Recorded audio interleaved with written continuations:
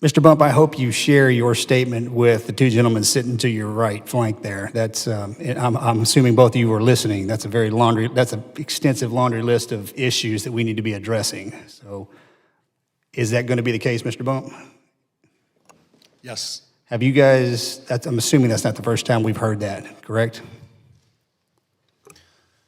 Those specific issues, I would say probably over time. I look forward to discussing his testimony, Mr. Bump, his testimony, talk through some of those. But we do get employee feedback often. Yes. One of the biggest feedbacks that I got traveling around visiting the regional facilities was that exact list, and it seems to be reoccurring. So my point is, I keep hearing the same thing over and over again. I think, and that's something we most certainly need to address. Moving forward, this is for the panel. Either one of you can answer this. My concern is that there will not be enough oversight for the implementation of this program, and will end up being like the EHR system, 20 years outdated and billions of dollars over budget. Who of you, or whom is responsible for the oversight of the implementation of this program? So thank you for that question, Chairman. We have tiered governance that's set up to oversee this program. No, I need a name. Don't give me that tiered government thing, because that means it's going to get lost in the bureaucracy. Yeah, so I am the lead of the 701B execution IPT that is responsible for running this plan and making sure that we have updates there.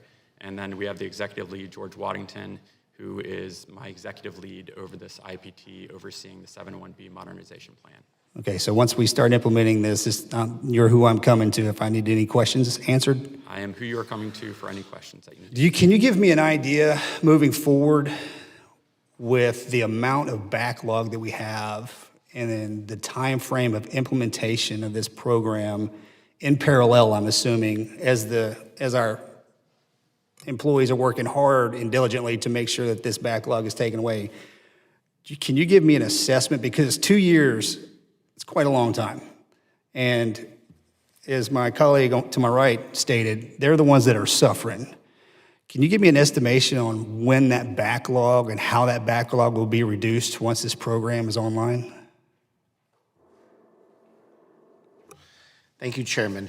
I think we are expecting the backlog to grow a little bit through 24 and then drop dramatically in 25. A lot of that is dependent on the incremental releases as we adopt more technology, as we implement some of the features that are in the 701B plan. We do have some coming up that I think will be very impactful to employees. Part of it is the ADS, the automated data support that I'm driving for claims automation, which does a lot of the automation for tasks associated with the claims process. Our intent there is to use evidence of record, so ordering exams, service validation, and then being able to present to the employees the information they need to make the decision on those issues faster.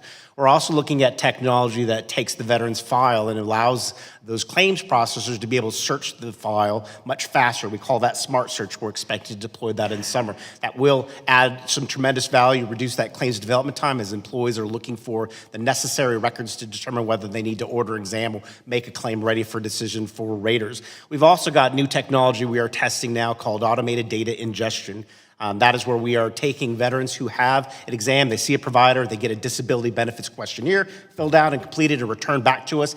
VBMS ingests the data, the computable data from that DBQ, and we put it into VBMS-R and we present it back to the employees, the rater, for them to validate and help them make that decision, that recommended decision for that. So that's some of the ways we're doing that. 2 years, I think, is the time frame that we're looking at because of the way that we release the technology for automated decision support.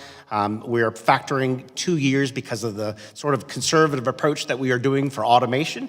Change is hard. Our employees have been through the last 10 years, some huge transformation, so we're being very thoughtful as we... To that point, because my time's running short, sir, the one thing that I continually hear is training, training, training.